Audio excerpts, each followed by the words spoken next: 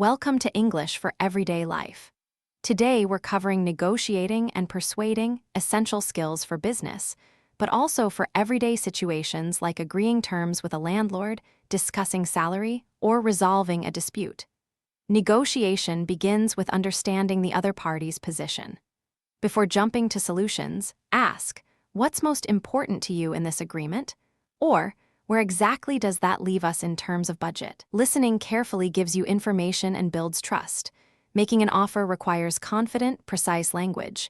You might say, we're prepared to offer £30,000 for the property, or I can commit to delivery by the end of the month if the price reflects that. Conditional offers, if you, then we can, are the engine of negotiation. When you need to push back, do it firmly but without aggression. Phrases like, I take your point, but I'd like to push back on that timeline, or I understand your position, but that figure doesn't work for us, or with respect, I think the market rate is actually closer to. These frames are assertive without being confrontational. Concessions are what you offer in exchange for something you want.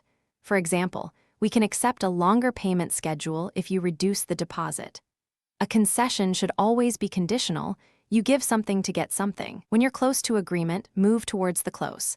I think we're very nearly there. What would it take to finalize this today? Or, I think we have a deal. Shall we put that in writing? Or, let's shake on it and our lawyers can confirm the details.